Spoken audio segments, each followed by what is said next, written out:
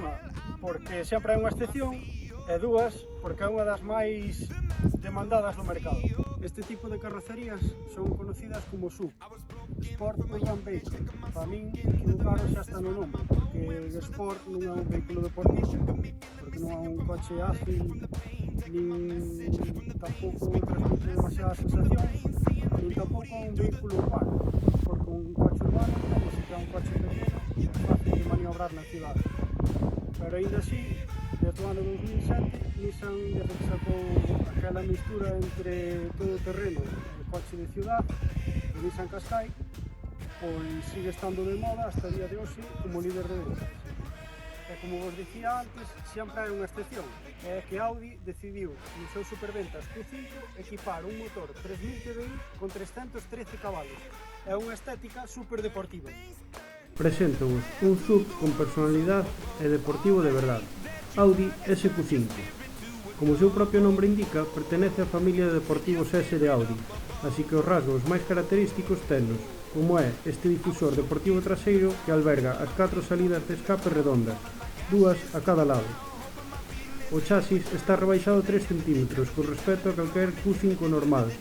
Non sei se se consigue apreciar no vídeo, pero en persona percíbese moito.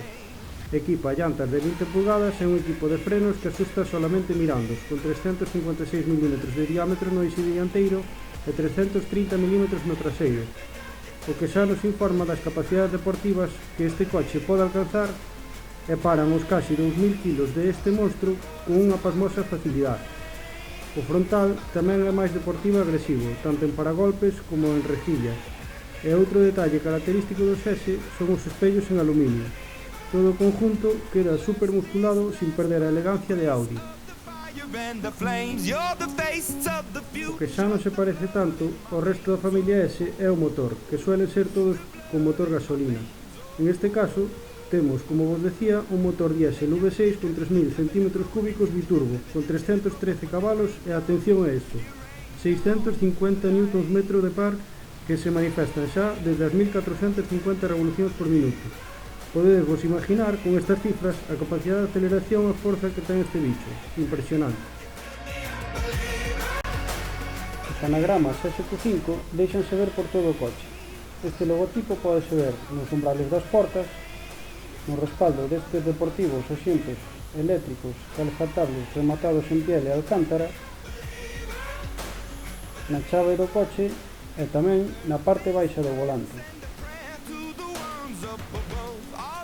Estas levas de cambio chaman moita atención, porque son de generosas dimensións e rematadas en aluminio. O logotipo tamén aparece na parte alta do pomo da palanca selectora de cambio. Os velocímetros tamén son específicos deste modelo, acabados en gris e co logotipo SQ5 no conta revolucións. As calidades de materiales, tanto a vista como ao tacto, como é de esperar nunha marca premium, son do mellor. As plazas traseiras tamén son amplias e da mesma calidad que as dianteiras. Dispoñen de anclajes Isofix e unha banqueta deslizante hasta 10 cm para ganar espacio en plazas traseiras ou no maletero. Un maletero que cubica 540 litros ampliables a 1560 batindo os asientos traseiros. Todos os equipamentos máis destacados deste coche teñen que ver coa seguridade, sobre todo para viaxes largos por autopista. Un deles é o control de línea, que mantén o coche no carril. O outro é o control de velocidade adaptativo, o que podes manter unha distancia do coche adiante sin exceder unha velocidade máxima preestablecida, a cal impedirá que choquemos por alcance con ese coche en caso de despiste. O outro equipamento destacado é un selector de modos de conducción, onde se seleccionamos o modo Dynamic podemos percibir un sonido de escape moito máis deportivo, pero con isto tamén cambian outros parámetros de gestión, como por exemplo o cambio, dirección, acelerador e incluso a amortiguación.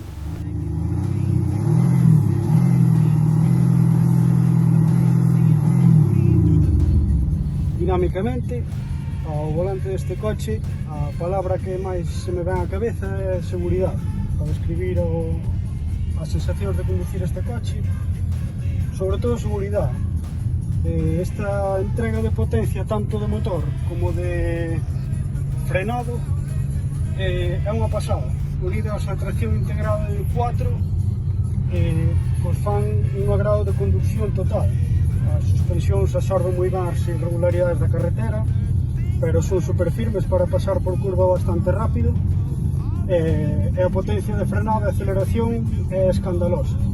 Cambio automático que se pode conducir cas levas do volante, que se fai super cómodo para grandes viaxes, e permite tamén facer a conducción deportiva por seleccionando as marchas ao modo manual, máis marcha ou menos marcha, ou tamén nas levas do volante.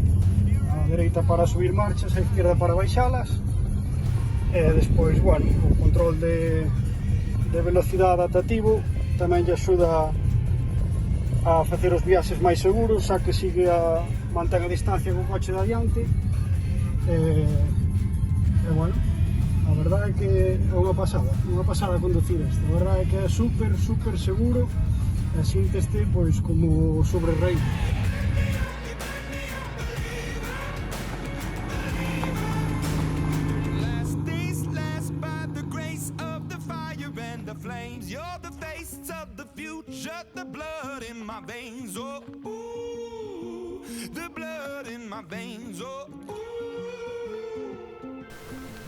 Todo un cochazo que se montoxe ideal incluso para remolcar grandes masas, como pode ser unha caravana.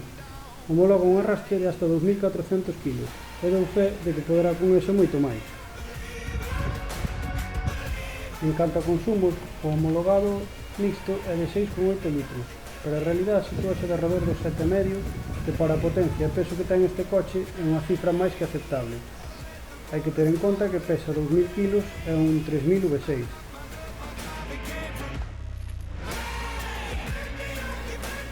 Vamos co que máis me gusta e o que menos me gusta deste coche.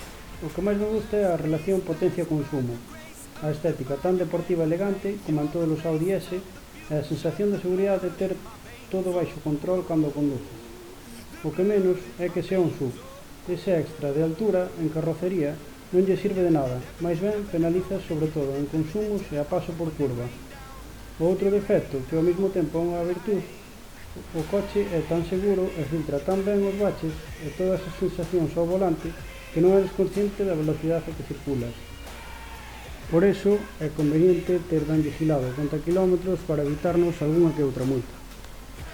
Os precios deste coche novo iban desde os 70.000 euros aproximadamente, pero como poderedes imaginar en unha marca premium, os extras podían facer ascender bastante esta cifra.